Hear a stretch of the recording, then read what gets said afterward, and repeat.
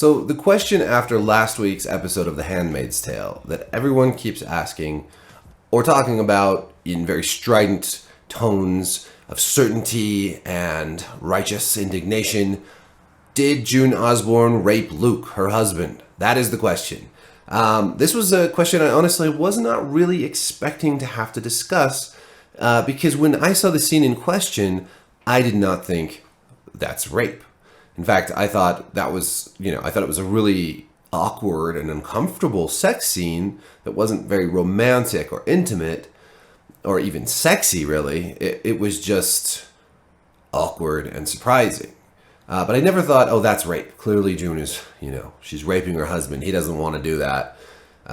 Because for one thing, in this episode, which, in this episode we see June find her freedom. She has a hard time kind of reintegrating into society, and certainly a very difficult time participating in the normalcy of being in a family, being a mother, being a wife, being a lover, for sure. These things are difficult, and she's clearly not adjusting well. No one would expect her to. It's been apparently 7 years since she's seen Luke and since all this went down, so obviously things are going to be difficult. But throughout the episode, we see Luke making every effort not only to make June feel comfortable and safe, but also he is making sort of romantic gestures. He sets up the room service dinner really nicely, and then June decides to go to bed without a word because she's just not feeling it, but he clearly is. Later, he comes on to her in the kitchen, they kiss, they start to make out, but she's, again, hands off, like she does not feel comfortable or safe in this moment, and he lets it be.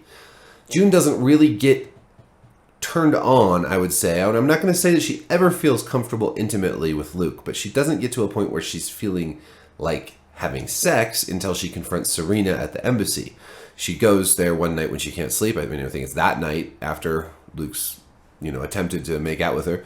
And she confronts Serena, and she really lets her, have it. She speaks her mind. She's pissed off. It's a great scene. Afterwards, June's feeling real, like, adrenaline rush, like, hell yeah, I can still fight the power, I can still do it. So she goes home, she takes off her pants, she crawls in bed, she wakes up Luke by kissing him, she reaches down his pants. Things start to happen, she gets on top of him. Now this is important here. The order of events is important because Luke reaches up to touch her. He reaches up to touch her in a sexual way, like he is participating in this moment with her, and she grabs his hand and pins it on the side of the bed. To me, this was not an act of restraining Luke to get him to stop her. Like, he's not trying to stop her. He's trying to participate. And she, from what I could tell, she's just not interested in him touching her. Because that is too much for her right now. She's dealt with enough. She doesn't want to be touched. She just wants to have sex. To her, it's not this romantic reclaiming of intimacy with Luke. That's the hard reality of this. I think this is what we're supposed to walk away with after this scene, is that June and Luke don't connect emotionally or spiritually or sexually in this scene. It's a sex scene divorced from all those things that make sex in a committed relationship great, right? Like, it's supposed to be pleasurable, it's supposed to be, bonding, it's supposed to be all that. But in this scene, June is having sex for a completely different reason. And I think it has a lot to do with her trauma and her trying to take some agency and have her own sexuality, her own choice, I guess, in the matter, when she hasn't had that for so long. After she pins Luke's hand down, he says, "June, wait," and she puts her hand over his mouth. Now, I think this is the part where all the the hardcore, like, no means no types are jumping in and saying, "Oh, see, he didn't want to have sex. He didn't consent to having sex. That's why it's rape." But then again, there are other reasons that he could be saying wait. I mean, there is a reason that the word wait comes out of his lips and not no and not stop. He's not telling June he doesn't want to have sex in this moment. He's not saying stop having sex, because as we know, based on the context of the episode, rather than based on our triggers and our ideologies, but based on the story and the context, Luke has been trying to get down her pants all day. So he wants to have sex, but he's weirded out by the way it's going down. He's weirded out that June is taking charge. He's weirded out that just a few hours ago she could barely kiss him, and now she's on top of him. He's weirded out that it's happening in the middle of the night and so unexpected. of course he's thinking, wait, hold on, is everything okay? Because he's worried about her, and he's worried about them as a couple. But he's not wanting to have sex. And I've said this before, if he didn't want to have sex, he would have stopped it from happening. He could overpower her very easily, and that is not victim blaming, as some people would have me believe. Recognizing that this man in particular is quite a lot larger than the woman and could very easily stop her, is not victim blaming. It is saying that strength and size matter, just like being outnumbered matters, just like if somebody had a weapon, it would matter. These things do factor into an encounter like this. I think that Luke was concerned. He expressed that by saying, wait, and she was like, no, I don't want to talk right now. Like, stop talking, you're going to ruin this. And so she put her hand over his mouth. Again, I don't think that's rape. If people are like, well, if the tables were turned, well, yeah, I mean, if a woman comes back from 7 years of bondage and slavery and sex slavery in particular, and her husband immediately takes her with that word, and she's saying, wait, I mean, contextually, that changes everything, right? That would definitely be rape. But he wanted to have sex with her, and she took charge. And the only reason I can see why he would suddenly not want to have sex, if this was the case, is that he didn't like her taking charge. And that either means that Luke's a piece of shit, or that's just bad writing. Either way, I don't think that this was a rape scene. I think this was a complicated scene about human nature, human relationships, the sort of messy way that sex figures into something, especially when trauma is involved. And in June's case, just an enormous amount of sexual trauma. To just distill it down to, oh, she raped him, is I think, frankly, it's a little childish.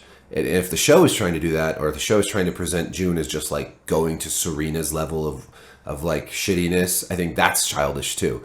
Because Serena is a monster. I mean, she actually did facilitate rape, participate in rape against an unwilling person who never wanted that at all. But in this situation, we're talking about two people who are in a relationship who do love each other, where the person apparently who was raped wanted to have sex with this person all day. And the only reason that I can think of that he wouldn't want to anymore is because June was taking charge. That June didn't let him touch her. And that's ridiculous. Now, there's two other things that people mention. You know, the next day they're all playing together and everyone looks happy, but then there's this look of sort of wistfulness that goes over Luke's face. I think that in that moment, Luke is thinking to himself, he's thinking about the sex the night before and all the other interactions, and he's thinking, my wife didn't really come back to me, did she? Like, she is not the same person that I thought I knew. This has changed her, this has changed me. Is this, he's worried, he's concerned that this isn't going to work, that they aren't the same people, and that this is a fantasy, that he's lived for so long, and now that he gets what he wanted, careful what you wish for. It's not always going to pay off. Although I'm sure he's still thrilled that June is free, I think it's bittersweet, right? When June says, like, when she's describing Serena and says she will rape you, and it cuts to Luke, I don't know. Are they going for some shock value? Are they trying to like say, oh, did she rape? Are they raising that question? Maybe. And I mean, you know what? If that's how you see things, and you think, okay, June's a rapist now, she's just as bad as her captors in Gilead. Cool, great. I disagree. I think that this was an instance of how sex can be a messy factor in relationships. Couples fight about sex and money more than anything else, right? And this is just an instance of, how trauma can impact sex in ways that are not necessarily rape, but are not necessarily great either. This was not an intimate moment. And in a lot of ways, even if this is June taking back control of her sexuality, hopefully that she can find a better way and a healthier way to do that. So those are my two whole cents. I think I'm going to let this topic lie now. We'll have a new episode out later this week. And I think there's 3 left in this season, so we'll get to see where this show is taking June in her freedom and how she will still continue to fight Gilead and, from Canada, and what that means and what that means for. I don't think that June and Luke are going to make it as a couple. I think this whole episode was just showing us why things are probably not going to work out. It doesn't need to be raped for that to be the case. It can just not work out because things are so massively fucked up. So. I hope you enjoyed this video, or maybe you hated it. Either way, I appreciate the likes, and if all you get is dislikes, I guess I'll take those too. Subscribe for more horribly nefarious commentary like this, And ring the magic bell, because even evil motherfuckers like me do want fairies to get their wings. And I think we all should. I think that's important. These are the important things. And I'm Eric Kane. Thank you for watching. Peace and love.